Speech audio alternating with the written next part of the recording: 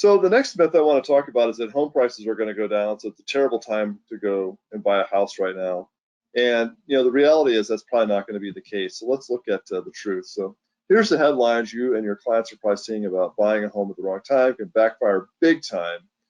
So this is a series of seven economists at Fannie Mae, Freddie Mac, National Association of Realtors, the Mortgage Banker Association.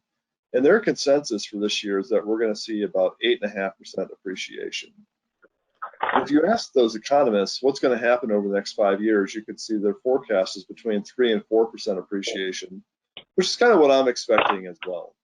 No one is forecasting a crash in prices. I'm not either, for that matter.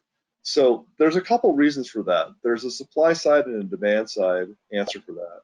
So I want to talk about the supply first, and that's the number of new homes getting built to be added to the inventory. So this chart will show you the number of new homes and condos being added to inventory over the last 50 years. And if you take a look at this, on average, we've added about 1 million new housing units for sale every year over the last 50 years. But there's been an anomaly in the last 14 years where we've had 14 years in a row where we've built less than the 50-year average.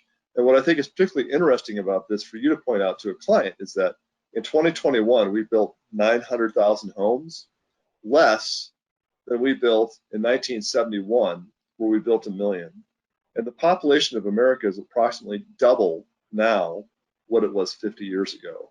So if we were just to have built 1 million homes a year in this last 14 years, we would have an extra 4.5 million homes available in our housing inventory, and they're gone.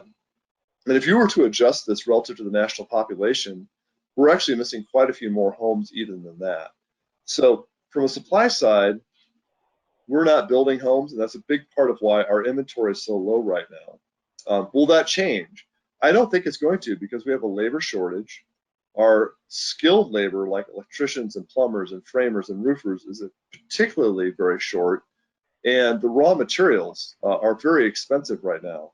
For example, copper used in the Romex wires to wire up the electrical system of your home has quadrupled in price just over the last 3 years. Timber is very expensive. It's hard to get gypsum, which is the raw material for drywall. Everything is in very short supply. Here in Colorado, there's a lack of building lots that are permit ready, available to be built, and of course, water is very expensive. In the northern suburbs, it can cost as much as $50,000 to hook up your home to a water supply. So I don't think we're going to see any increase in supply anytime soon, and that's going to provide a big base support to the price of homes. On the demand side, there's a very important story that's not reported in the media that all of you as real estate professionals really should know about. This shows you the population of each generational cohort. So if you see the dotted line in the middle there, that's the population of citizens that are between 25 and 29 years old, which is the very heart of the first-time buyer market. And you can see there's about 23 million people in that age group. There's more 25 to 29-year-olds than any other generational segment in America right now, even more than baby boomers.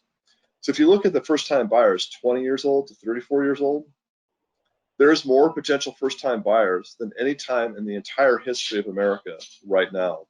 So our buyer pool is gigantic. We're not building nearly enough new housing inventory to satisfy that demand. So I think we're going to see a very structural imbalance of supply and demand for quite a while.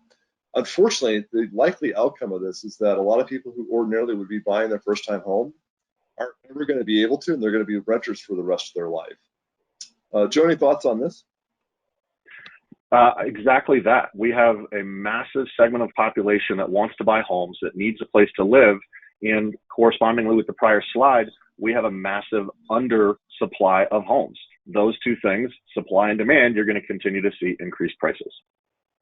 I think this is why all the economists are in consensus that we're going to see home prices continue to increase. I agree. All right. Any questions from the group? Feel free to drop them in the chat box there. So we've got people from all over the country on this webinar. So I've got a national map showing you how much the inventory at the end of June had increased from the end of May. You can see Texas was up 24%, Colorado was up 31%.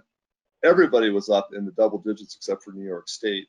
So if you've had buyers who have been frustrated that they couldn't find homes to look at, I think if you look now versus 3 months ago, you'll be very pleased that the available inventory has really increased materially.